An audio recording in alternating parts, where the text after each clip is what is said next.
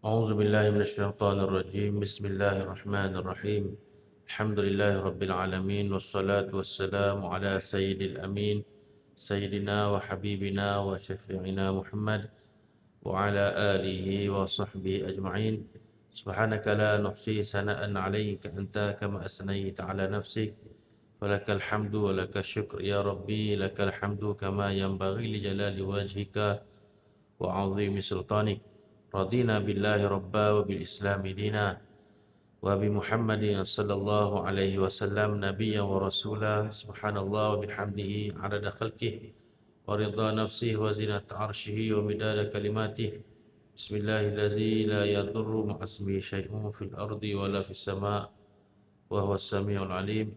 اللهم صل وسلم على سيدنا محمد في الأولين، وصل وسلم على سيدنا محمد في الآخرين، وصل وسلم على سيدنا محمد في الملأ الأعلى إلى يوم الدين، وسلم على سيدنا محمد حتى ترث الأرض وأنت خير الراحمين. اللهم صل وسلم على سيدنا محمد وعلى آل سيدنا محمد. نوينا التعلم والتعليم والنفع والانتفاع والإفادة والاستفادة والحث على التمسك بكتاب الله وسنة رسوله صلى الله عليه وسلم، والدعاء إلى الهدى والدلالة على الخير ابتغاء وجهه ومرضاته وقربه وثوابه سبحانه وتعالى. Assalamualaikum warahmatullahi taala wabarakatuh. Alhamdulillah, pertama dan selamanya kita rafa'kan syukur kehadrat Allah Subhanahu wa taala kerana dengan limpah kurnia Allah, rahmat dan inayah Allah Subhanahu wa taala dapat bersama-sama kita menunaikan salat fardu subuh secara berjemaah, yang mana sebagaimana yang disebutkan berulang-ulang kali, salat fardu subuh berjemaah adalah antara sembahyang Jumaat yang paling afdal sekali. Dalam banyak-banyak sembahyang Jumaat, nombor satu sekali paling afdal adalah sembahyang Jumaat raya. Sembahyang fardu Jumaat. Sembahyang Jumaat. Dan nombor dua adalah sembahyang subuh hari Jumaat. Yang ketiga, sembahyang subuh hari-hari yang lain. Yang keempat, sembahyang Isyak. Kemudian sembahyang Isyak, kemudian sembahyang Asar, Zuhur, Maghrib. Itu sembahyang fardu. Kalau sembahyang sunat pula, yang paling afdal berjemaah adalah sembahyang sunat hari raya. Hari raya boleh 2 kali setahun. Baik. Jadi Alhamdulillah Allah Ta'ala pilih kita pada pagi ini untuk kita bersama-sama bukan setakat solat, tapi kita bersama-sama dalam majlis ilmu, insya-Allah. Baik. Jadi untuk hari ini hamba nak bacakan satu hadis, iaitu hadis ke-38 daripada hadis Arba'in An-Nawawiyah, yang mana menceritakan tentang bagaimana caranya Allah mencintai seseorang dan bagaimana seseorang itu nak jadi orang yang dicintai oleh Allah Subhanahu wa taala. Sebab kita dalam hati kita ni ada perasaan cinta, ada perasaan kasih. Yang menjadi persoalannya, perasaan kita tu gimana? Saya ke engkau? Saya ke benda-benda yang Allah Ta'ala beri, Allah Ta'ala harus halalkan, ataupun kita letak cinta kita tu pada benda-benda yang tidak dibenarkan oleh Allah Subhanahu wa taala. Ni kita akan tengok pada pagi ni, insya-Allah. Jadi hadis kita akan bacakan yang mana diberi tajuk Mahabbatullah li auliyaihi wa bayanu tariqil wilayah. Bagaimana kecintaan Allah kepada para walinya dan menerangkan bagaimana jalan-jalan kewalian. Wa bi wa ilahi an Abi Hurairah radhiyallahu ta'ala anhu qala Rasulullah sallallahu alaihi wasallam, inna Allah ta'ala qala man 'ada li waliyan faqad azantuhu bil harb wa ma taqarraba ilayya 'abdi bi syai'in ahabba ilayya mimma aftaradtu alaihi ولا يزال عبدي يتقرب إلي بالنوافل حتى أحبه فإذا أحببته كنت سمعه الذي يسمع به وبصره الذي يبصر به ويده التي يبطش بها ورجله التي يمشي بها ولئن سألتني لأعطينه ولئن استعاذني لأعيذنه رواه البخاري. Hadis ni hadis riwayat Imam Bukhari dan dihukumkan sebagai sahih meskipun ada beberapa kritikan daripada ulama-ulama hadis terhadap hadis ni, tapi selagi mana dia berada ataupun diriwayatkan oleh Imam Bukhari, maka kita terimalah hadis ni sebagai hadis sahih. Maksud dia daripada Abi Hurairah radhiyallahu taala anhu, berkata Abu Hurairah telah berkata oleh Rasulullah sallallahu alaihi wasallam, kata Nabi, innallaha ta'ala qala, sesungguhnya Allah Taala telah berfirman. Ini hadis yang disebut perkataannya disandarkan kepada Allah Subhanahu wa taala. Allah berfirman. Maka hadis ini kita namakan sebagai hadis kursi. Hadis kursi sebab Nabi sebut, Allah yang sebut. Kalau Nabi sebut saja, itu dipanggil sebagai hadis nabawi, hadis Nabi. Tapi kalau hadis itu Nabi kata Allah Ta'ala berfirman, qala Allah Ta'ala, maka kita namakan hadis ini hadis kursi. Katanya, man ada li waliyan, barang siapa yang memusuhi wali aku, wali Allah, orang yang dekat dengan Allah, faqad azantuhu bil harb, maka sesungguhnya aku izinkan dia dengan peperangan. Maknanya Allah ishtihar perang. Wa ma taqarraba ilayya 'abdi bi syai'in ahabba ilayya mimma aftaradtuhu alayhi mimma aftaradtu alayhi, dan tidak ada hamba yang mendekati aku dengan satu-satu amalan yang lebih aku kasih daripada apa yang telah aku fardukan kepadanya. Wala yazalu 'abdi yataqarrabu ilayya bin nawafil hatta uhibbah, dan sentiasalah hamba-Ku ni mendekati aku, buat amalan dengan amalan sunat, banyak amalan sunat, sehingga dengan amalan sunat tadi Allah Ta'ala kasih kepada dia. Wa iza ahbabtuhu, dan apabila aku kasih kepada hamba aku tadi, kuntu sam'ahu allazi yasma'u bih, maka aku menjadi pendengaran yang ia mendengar dengannya. Wa basarahu allazi yubsiru bih, dan aku menjadi penglihatan yang mana ia melihat dengannya. Wa yadahu allati yubtushu biha, dan dia menjadi tangan, aku menjadi tangan yang mana dia memegang, ambil sesuatu dengannya. Wa rijlahu allati yamshi biha, dan menjadi kaki yang mana berjalan ia dengannya. Wala in sa'alani, dan apabila hamba aku yakni wali aku ni meminta kepada aku, la'u'tiyannah, nescaya aku akan berikan kepadanya.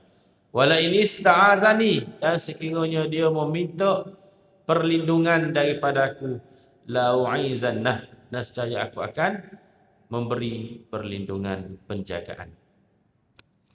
Muslimin muslimat ibadah yang dirahmati lagi dikasihi oleh Allah Subhanahu wa taala. Hadis ni hadis kursi, dan kita perlu melihat hadis ni dengan tafsiran para alim ulama.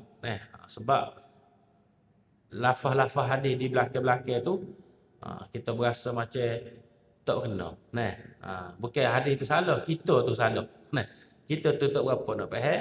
Jadi perlukan kepada pentafsiran para alim ulama. InsyaAllah kita akan sampaikan sebentar lepas ni. Baik. Yang pertama kata Allah Subhanahu wa taala melalui hadis ni, kata Allah, man ada li waliyan faqad azantuhu bil harb. Barang siapa yang memusuhi wali aku, maka sesungguhnya aku mengisytiharkan perang ke atasnya. Allah Ta'ala isytihar perang kepada orang yang nak perang dengan wali Allah, orang yang bermusuh dengan wali Allah, orang yang mencari-cari kesalahan, keburukan wali Allah, orang yang menyebarkan benda-benda fitnah, adu domba terhadap wali Allah Subhanahu wa taala. Dalam Islam ni kita akan jumpa dua golongan sahaja yang Allah Taala isytihar perang kepada mereka. Ada dua golongan yang mana Allah Taala isytihar perang. Yang pertama melalui hadis ni, iaitu orang yang bermusuh dengan wali Allah. Allah isytihar perang. Yang kedua, orang yang memakan harta riba. Fa illam taf'alu fa'zanu biharbin minallahi wa rasul. Sekiranya mereka tidak berhenti melakukan riba, nescaya Allah Ta'ala isytiharkan perang ke atasnya.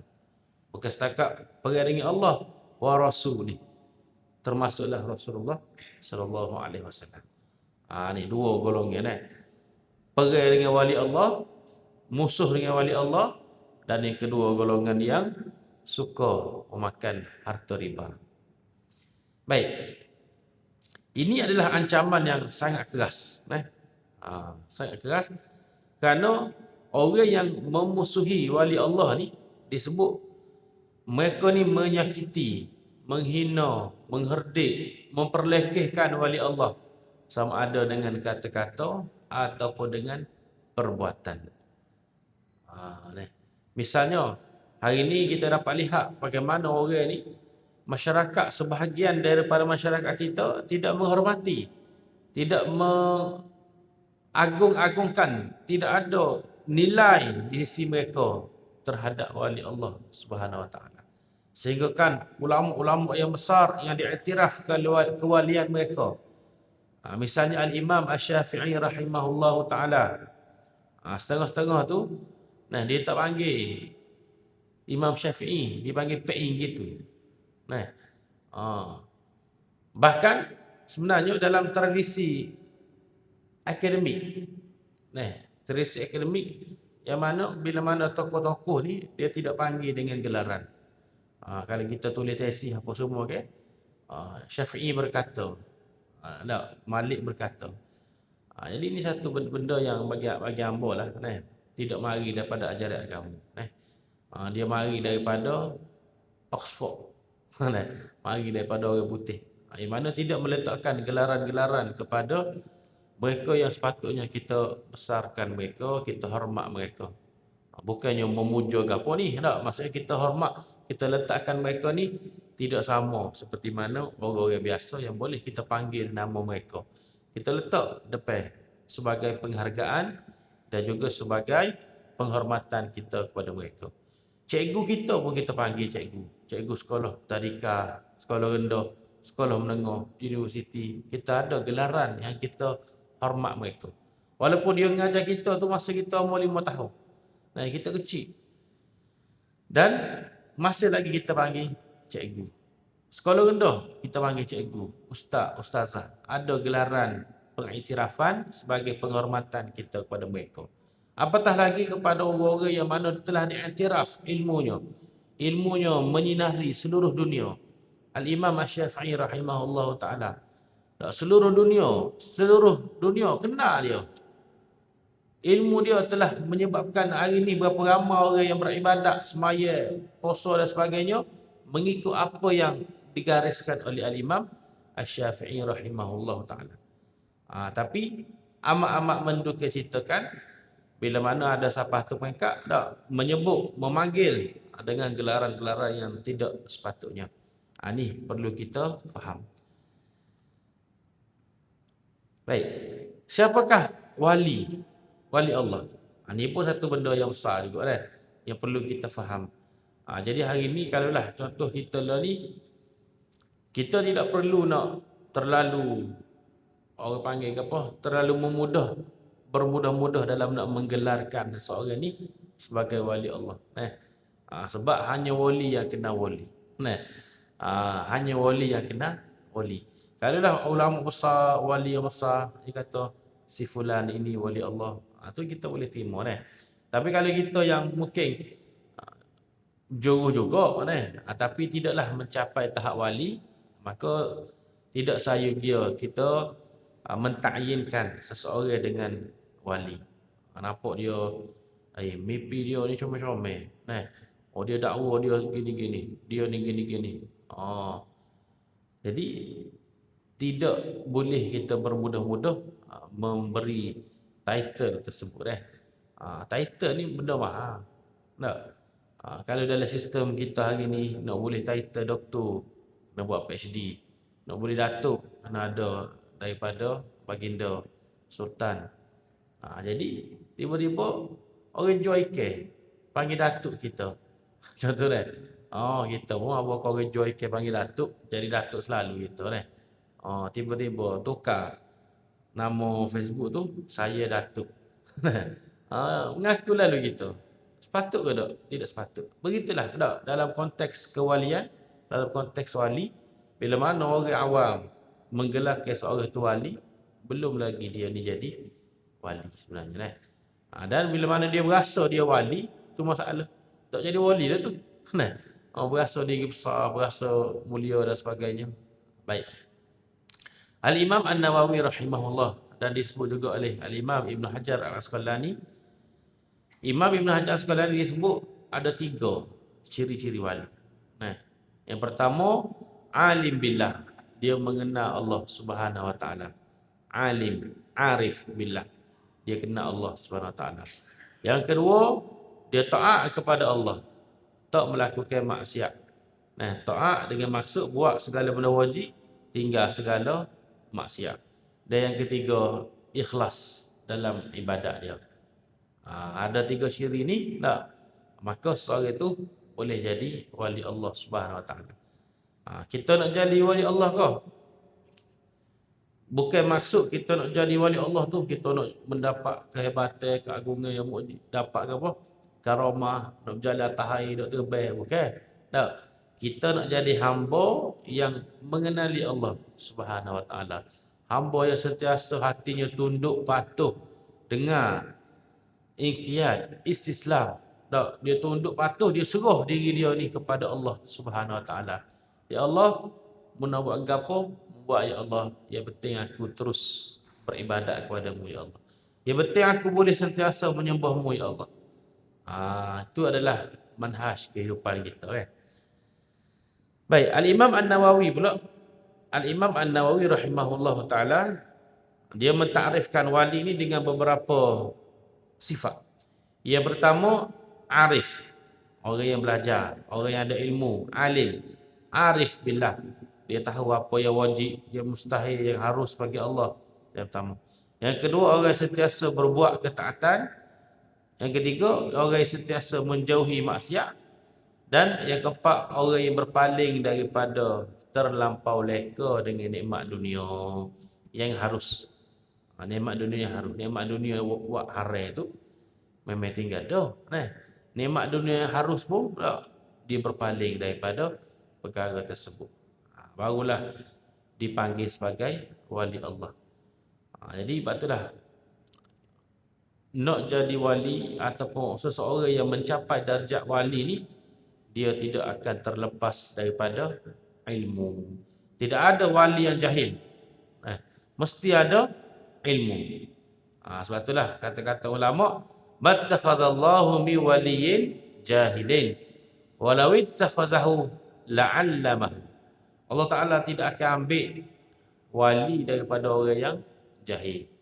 Kalau Allah Ta'ala nak ambil juga dia, la'allamahu. Nescaya Allah Ta'ala akan ajarkan dia, jadikan dia orang alim. Baik. Antara benda yang perlu kita faham juga, wali mahfuz, bukannya maksum. Kalau Nabi, kita sebut sebagai maksum. Maksum terpelihara daripada dosa. Tak buat dosa. Terjaga, terpelihara daripada dosa. Itu maksum. Tak buat dosa langsung. Itu para Nabi. Bila tak buat dosa tu? Para Nabi mereka tak buat dosa daripada awal lagi. Bukan selepas dilantik menjadi Nabi. Bukan.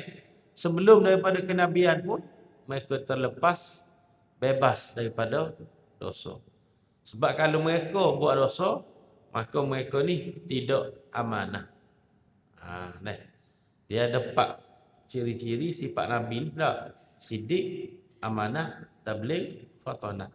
Apa maksud amanah? Maksud amanah bukan seperti mana kita faham amanah dalam konteks kita ni. Wibarai dia jaga molek, tak lipat. Wipiti, dia tak songlak. Itu betul lah Nabi memang lagu tu dah. Tapi amanah dalam konteks tauhid, dalam konteks ilmu akidah ni, maksudnya para Nabi tidak pernah buat dosa. Para Nabi tidak pernah buat dosa. Ada orang dia terang, dia ngajak akidah. Tak. Tapi masa buat amanah, dia kata Nabi lah orang paling amanah sekali. Betul. Syarah dia tu betul. Tapi nak dengan maksud dalam ilmu akidah, amanah dalam maksud perbahasan ilmu akidah, bukan maksud tu. Dia kata Nabi ni kalau we orang, we budak untuk jaga, Nabi jaga. We duit, Nabi tak ambil, tak solat, tak rasuah, tak gua tu, tak gua ni. Betul berlaku pada hak Nabi, memang Nabi bersifat dengan sedemikian. Tapi amanah yang dimaksudkan dalam kerangka ilmu akidah, maksudnya Nabi tidak pernah buat dosa. Kalau Nabi buat dosa, nescaya Nabi khianat terhadap risalah Allah SWT. Nabi buat dosa, dia bawa syariat. Allah Ta'ala sampaikan syariat melalui Nabi, tiba-tiba Nabi ni buat dosa, maka Nabi khianat terhadap syariat Allah. Dia khianat itu adalah mustahil bagi Nabi, maka mustahil Nabi buat dosa. Itu mustahil Nabi buat dosa. Jadi para Nabi mereka maksum, terpelihara daripada dosa, langsung tidak jatuh kepada dosa. Pemeliharaan yang totally dijaga oleh Allah Subhanahu Wa Taala. Itu adalah maksum. Berbeza dengan para wali. Para wali mereka ni disebut sebagai mahfuz. Disebut sebagai mahfuz. Sebab tu ulama kata min syartil wali an yakuna mahfuzan. Kama annahu min syartil nabi an yakuna ma'suman. Disyaratkan pada wali ni adalah seorang yang mahfuz, sebagaimana disyaratkan pada seorang nabi maksum, terpelihara daripada dosa. Jadi mahfuz, para wali ni mahfuz. Lagu mana mahfuz? Dijaga. Dijaga. Mungkin terjatuh kepada dosa, mungkin pernah buat maksiat, tapi Allah Ta'ala jaga dia, tidak biarkan dia tenggelam dalam maksiat. Mungkin dia buat dosa, tapi terus bertaubat. Allah Ta'ala bagi ilham, terus untuk bertaubat. Tak ada malaikat nak tulis dosa. Kalau buat dosa, terus bertaubat, dosa dia tu tak ada ditulis. Malaikat tak ada catat dosa dia. Dia terus bertaubat. Jadi maksudnya Allah Ta'ala jaga, mahfuz, hafaz, hafizah. Allah Ta'ala jaga wali Allah ni. Allah Ta'ala tidak akan biarkan dia terus menerus dalam dosa, tetapi Allah akan ilhamkan dia untuk bertaubat dengan segera. Bertaubat dengan segera. Kalau dia tak taubat, maka itu bukan wali. Bahkan adalah orang yang maghrur, orang yang tertipu dengan diri sendiri. Mengaku jadi wali. Suruh orang akak, nak suruh orang puja, nak suruh orang puji, nak suruh orang mulia. Itu bukan sifat wali.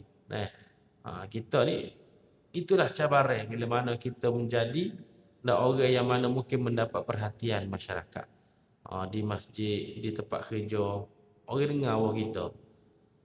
Kalau kita tak berhati-hati, bahaya. Kita pula jadi bos misalnya. Di pejabat kita, dalam komuniti kampung kita, dalam keluarga. Kalau kita kata A, tak ada orang berani kata B. Itu adalah satu perkara yang mana kalau kita tidak jaga betul-betul, bahaya. Yang akhirnya kita jadi hanyut. Kita rasa tak ada orang berani lawan hamba ni. Jadi mari berasa besar diri, mari berasa takabur, ujub dan sebagainya. Sedangkan sepatutnya kita gunakan kelebihan itu untuk kita buat kebaikan, sebar agama, bagi nasihat. Orang tak bantah kita kan? Kita beri nasihat, bawa mereka ni kepada Allah Subhanahu Wa Taala. Baik. Kemudian kata Nabi lagi dalam hadis ni, kata Allah, Wa ma taqarraba ilayya 'abdi bi syai'in ahabba ilayya mimma aftaradtu alaih. Tidaklah hamba-Ku mendekatkan diri kepada Aku dengan sesuatu lebih Aku cintai daripada yang Aku fardukan kepadanya. Ni hadis ni dia dalam bahasa Arab, jadi kita terjemah tu jadi mungkin kalau tak dengar molek kat dah. Jelas tak dengar sebuti-sebuti, kita tidak faham. Bahasa mudahnya gini. Allah paling suka kalau kita dekat dengan dia melalui ibadat-ibadat fardu. Nombor satu sekali lah. Kalau kita berasa nak dekat dengan Allah, kita jaga amalan fardu lebih daripada amalan sunat. Semaya fardu kena khusyuk daripada semaya sunat. Dan setengah orang ni amalan fardu biasa je. Tapi amalan sunat berlebih-lebihan. Ada biasa kita jumpa. Nah, semaya fardu, maya rumah. Maya dalam bilik, sejik tak mari. Tapi tahlil jangan. Zikir, tak. Tahlil tu 70,000 kali sehari. Masya Allah. Nah, 70,000 kali sehari, duduk dalam bilik. Tak pergi semaya jemaah. Semaya fardu, paling afdalnya berjemaah. Tak pergi. Lemai seorang dalam bilik. Lepas semaya, zikir. 70,000 ni nak berhabis ni. Zikir 70,000 ni. Adakah zikir tu tak betul? Tak baik? Bukan, baik. Tapi tertipu. Tertipu. Buat dahsyat lagi kak?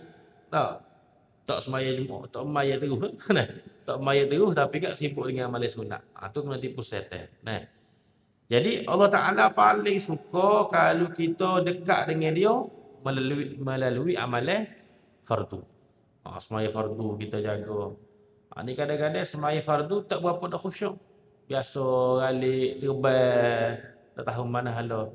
Kabar-kabar siapa boleh. Tikmai takbir, Allahu Akbar, rokok. Baru rokok semula. Sami Allah liman hamidah, sambung pergi boleh mula. Tiba-tiba bila mana habis semaya fardu, semaya sunat. Waktu tu khusyuk pula. Tak khabar-khabar kalau dia main sunat. Burung lalu depan. Tiba-tiba dalam masjid ada burung. Tak khabar dia. Tu siap nak tutup dah. Tutup api, tutup ekor. Dia tak khabar. Khusyuk dia. Ya Allah. Tu siap nak koci dah masjid. Koci. Tak khabar lagi dia. Khabar-khabar pukul 2 pagi. Allah, lama semaya. Maya ke apa? Maya sunat. Maya fardu, tak cara. Itu adalah antara talbisul iblis. Belitan-belitan iblis. Jadi hadis ini memberikan kita satu kaedah yang sangat penting dalam kehidupan kita, iaitu ibadat yang paling Allah suka, ibadat fardu. Tapi fardu ni tak banyak. Ibadat fardu tak banyak. Semaya 5 waktu. Habis 5 waktu tu, tak ada lah fardu. Jadi 5 waktu tu kita buat dengan sehabis mungkin. Itu amalan yang Allah Ta'ala paling kasih. Baik. Bila mana orang hamba tu, dia jaga amalan fardu dengan baik, dia bersungguh-sungguh dalam amalan fardu, kita kena faham amalan fardu ni, kata Imam Al-Ghazali rahimahullah, ianya adalah modal. Ra'sul mal. Modal. Kalau kita menego, paling-paling kurang, kita nak balik modal. Jadi kalau orang tu hanya buat amalan fardu saja, tak buat langsung amalan sunat, maka dia tidak rugi. Dan tidak utuh. Rugi pun tak, utuh pun tak, balik modal. Lepas tu dalam Bidayatul Hidayah, Al-Imam Al-Ghazali rahimahullah ta'ala, dia sebut amalan fardu modal, amalan sunat itulah keuntungan kita. Ni kita boleh setting diri ni nak untung banyak mana. Kalau kita nego produk, boleh tentu lagi untung. Kadang-kadang mampu modal banyak. Tapi waktu ni kita boleh setting diri. Kita nak baca Quran banyak mana sehari. Kita nak sembahyang sunat banyak mana. Kita nak berzikir, nak tahlil, kita nak selawat, kita nak tasbih banyak mana. kita boleh buat sendiri, kita nak untung banyak mana. Nah, sebab itulah Nabi sebut dalam hadis ni melalui kata-kata Allah, wala yazalu 'abdi yataqarrabu ilayya bin nawafil hatta uhibbah. Tidaklah hamba aku ni terus menerus mendekatkan diri kepada aku dengan amalan-amalan sunat sehinggalah aku mencintainya. Jadi nak mencapai cinta Allah, nak mendapat cinta Allah adalah melalui amalan wajib yang kita jaga betul-betul dan kita sambung dengan kita banyakkan amalan sunat. Amalan wajib tak boleh nak banyak. Kita boleh baiki kualiti dia tu. Tak. Kualiti boleh baiki. Nak banyak tak boleh. Maya fardu 5 waktu. Kita berasa nak banyak lagi. 10 waktu kita nak semaya fardu. Tak boleh. Nah. Tapi kita boleh baiki dari sudut kualiti. Tak, kita semaya tu daripada akad takbir sampailah kita wisalah, khusyuk, khuduk, rendah diri. Tak, ingat kita ni hamba Allah. Kita berdiri, kita akad takbir, gini akad takbir. Tak? Kayak gini atromai. Ni. Kita akad takbir lagu ni. Ulama kata inilah tanda kita taslim kepada Allah. Kita serah diri kepada Allah. Siapa boleh nak igat orang jahat orang jahat tubik lagu ni. Dia tubik lagu ni, baru boleh tak tembak.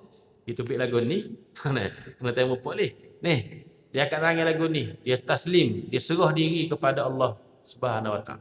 Dia serah diri kepada boleh tak. Jadi kita akad tangan takbir Allahu Akbar. Lagu ni kita akad ni. Simbolik falsafahnya adalah kita serah diri kita kepada Allah Subhanahu Wa Taala.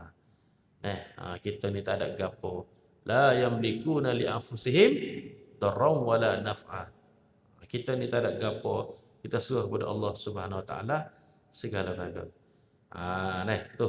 Mendekatkan diri kepada Allah dengan cara baiki kualiti amalan fardu.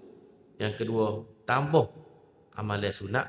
Maka kata Allah Subhanahu Wa Taala, hatta uhibbah. Barulah aku mencintainya.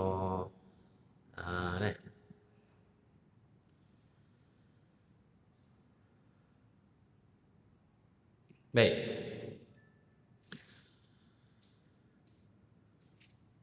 Katakanlah ni satu perumpamaan. Katakanlah seseorang kita ni ada 2 orang hamba. Ada 2 orang hamba. Hamba pertama kita kerja pergi beli buah. Kita dia pergi beli buah. Dia pun beli buah. Kemudian buah tu dia masuk dalam bekas yang comel. Dia hiaskan dengan bunga, dengan perhiasan-perhiasan. Kemudian comel perhiasan dia balut dengan comel ke apa semua. Buah yang sama, tapi dia hiaskan dengan molek. Kemudian dia persembahkan kepada kita selaku tuan. Ni hamba pertama. Hamba kedua, dia buat tugas yang sama juga. Kita kata pergi beli buah. Dia pun beli buah tapi tak buah dalam bekas. Dia mari tak atas tanah lagu tu ya. Tak atas latar lagu tu. Persoalan dia, mana yang lebih kita kasih? Sama-sama taat lah. Dengar ni. Pergi beli buah dua-dua. Kalau tak beli, maka dua lagi lah. Beli dua-dua. Tapi, cara persembahan yang berbeza. Begitu juga Allah SWT bila mana dia suruh kita semaya. Kita semaya. Sayang kita pun semaya. Tapi lagu mana semaya kita? Comel ke dok persembahan semaya kita? Ibadat kita tu comel ke dok kita nak persembahkan kepada Allah Subhanahu Wa Taala. Itu yang perlu kita faham.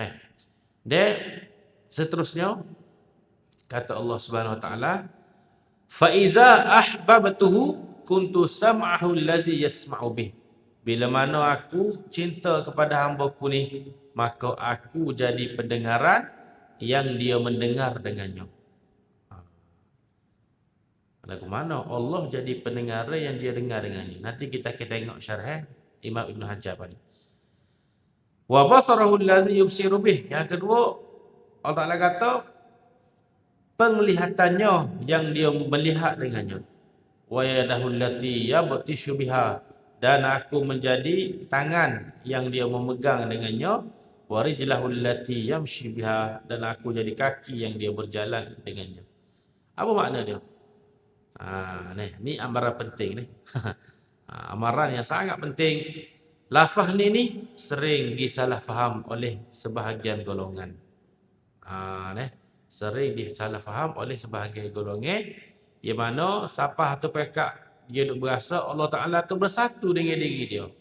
Jadilah golongan hulul dipanggil. Hulul. Allah Taala masuk dalam tubuh dia, dia dia pegang apa? Oh, ni Allah Taala pegang.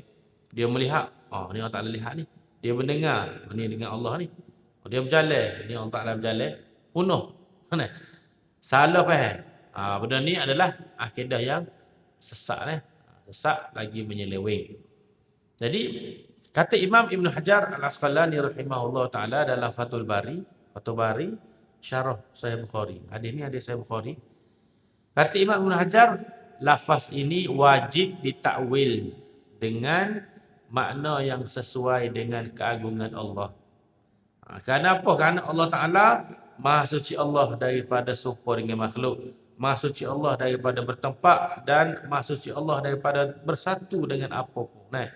Bersatu. Ta'ala masuk dalam diri dia. Tu bahaya.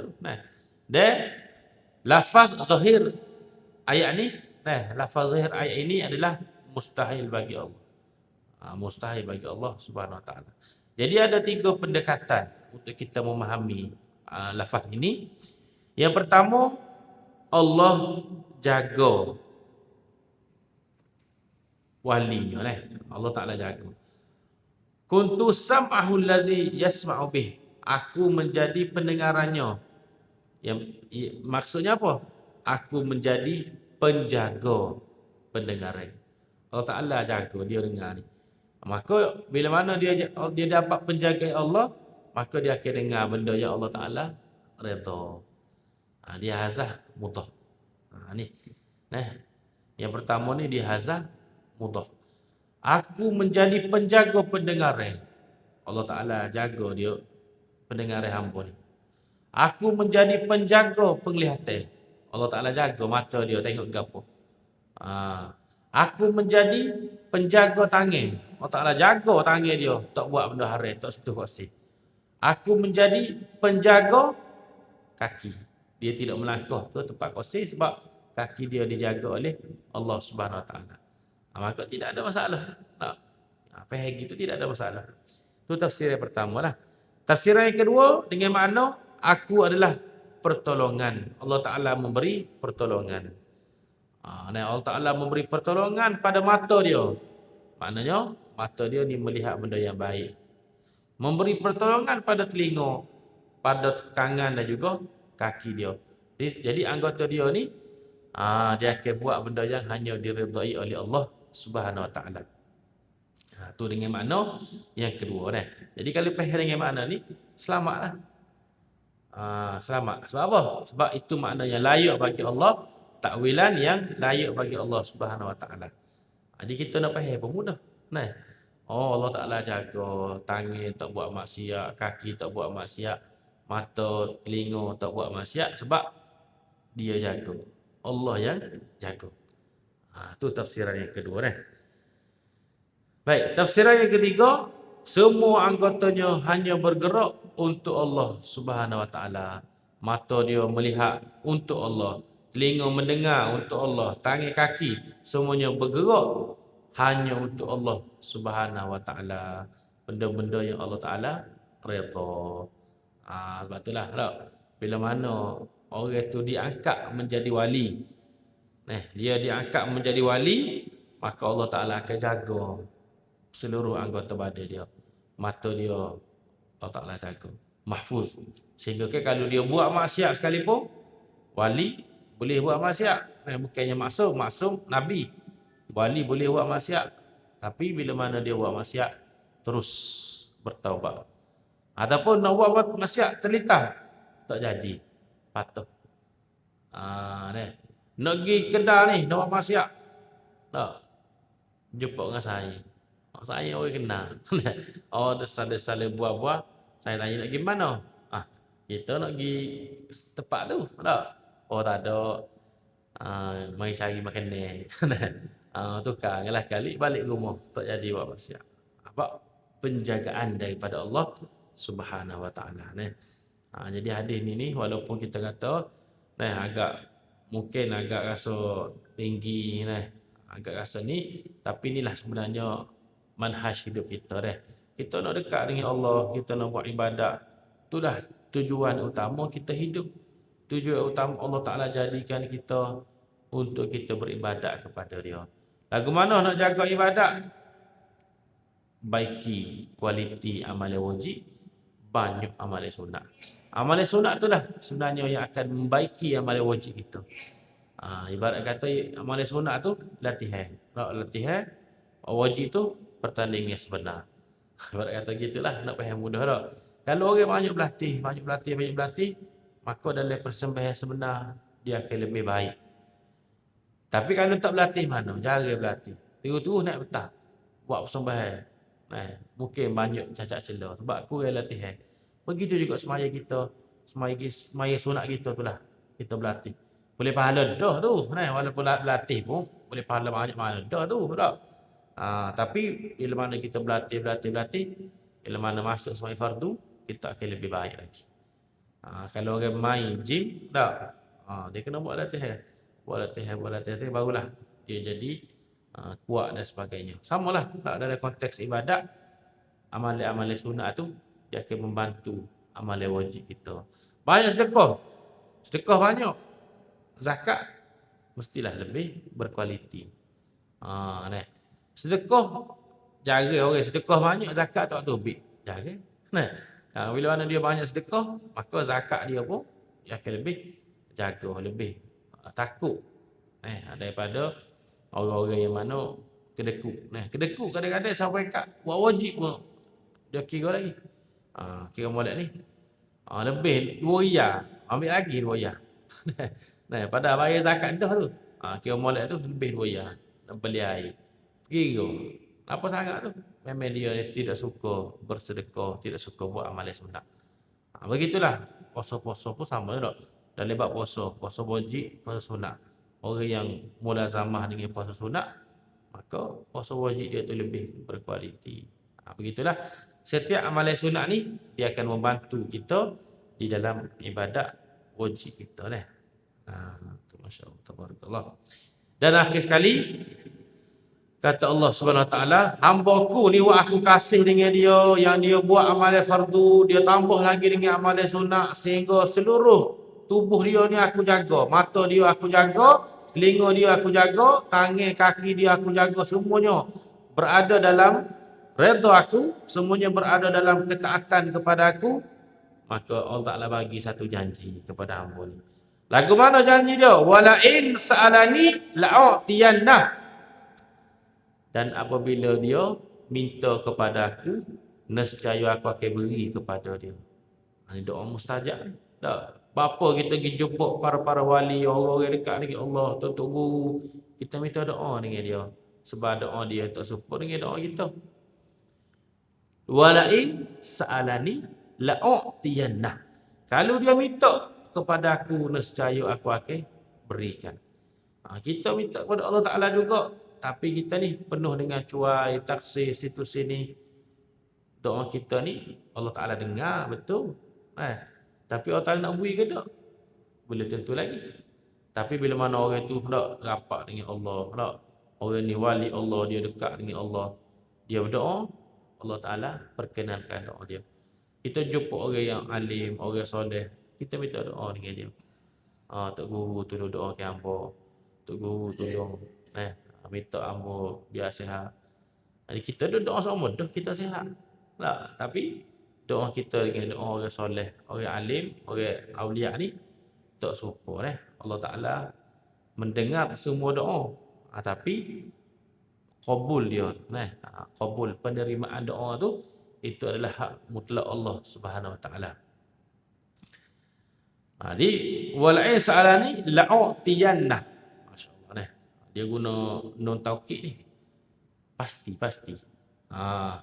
Bila mana dia minta, pasti aku akan memberikan kepadanya.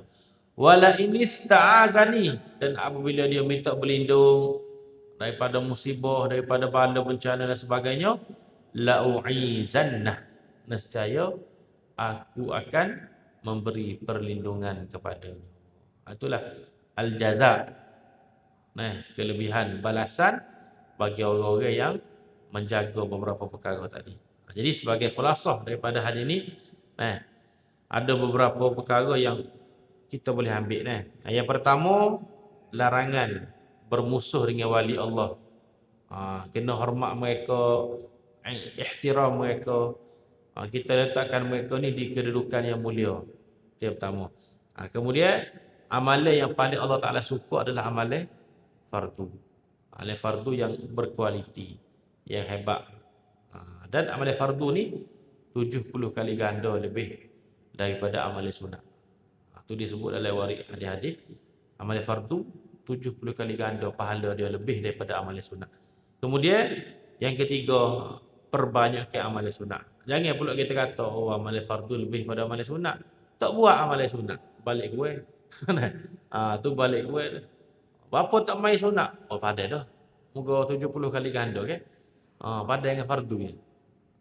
Tu salah faham. Nanti tipu setan pula tu. Jadi perbanyakkan amalan sunat, kerana amalan sunat inilah keuntungan kita. Amalan fardu modal, amalan sunat untung kita. Dan bila mana kita sentiasa berterusan buat amalan fardu, buat amalan sunat, ikhlas kepada Allah, Allah akan angkat kita. Mula-mula kita cinta Allah, cinta kita tidak akan sia-sia. Allah Ta'ala balas cinta kita. Fa'iza ahbabtuhu, bila mana aku kasih kepada hamba aku ni, maka Allah Ta'ala akan jaga mata kita, jaga telinga kita, tangan kaki kita buat benda yang dia redha saja. Dan bila mana kita ni sudah jadi orang yang dikasihi, dicintai oleh Allah, maka faiza sa'alani la'atiyannah. Bila mana dia minta, Allah Ta'ala bagi. Bila mana dia minta pertolongan, nescaya Allah Ta'ala akan bagi pertolongan dan juga perlindungan. Wa idza sta'azani la'u'izannah. Nescaya Allah Ta'ala akan menjaga dia daripada benda-benda yang tidak elok, utamanya daripada bisikan asyaitan. Itulah beberapa perkara yang berkira sangat bermanfaat kepada diri hamba sendiri. Nombor satunya, ada semoga kita semua dapat manfaat daripada hadis Nabi sallallahu alaihi wasallam.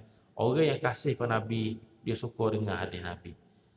Orang yang kasih kepada Nabi, dia suka dengar hadis. Sebab apa? Sebab Nabi ni kekasih dia, dia suka dengar kalam kekasih. Sebagaimana kita kasih ke orang, kita hubung semua, telefon semua, kecek, mesej. Kalau dalam WhatsApp tu, kita pin WhatsApp dia duduk atas kali. Sebab kita kasih ke dia, isteri kita tu. Mudah. Kadang-kadang takut tak ingat, dia pasal beli bawah tak ingat. Duduk atas kali lah. Tidak, kena pergi mula letih kita itu, 2 kali kerja kan. Tapi banyak orang yang kita kasih, kita akan suka dengar percakapan dia, dengar suara dia. Kadang-kadang bini ngepek, tapi lama dah menikah, 20 tahun dah. Tak ngepek tu seru pelik. Rindu nak dengar dia ngepek. Jadi ngepek dia tu macam muzik. Kita boleh layan. Sebab kita kasih ke dia tu. Begitulah orang yang kasih kepada Nabi, dia akan suka dengar hadis Nabi. Dia akan suka dengar perkataan-perkataan ulama yang mensyarahkan hadis-hadis Nabi.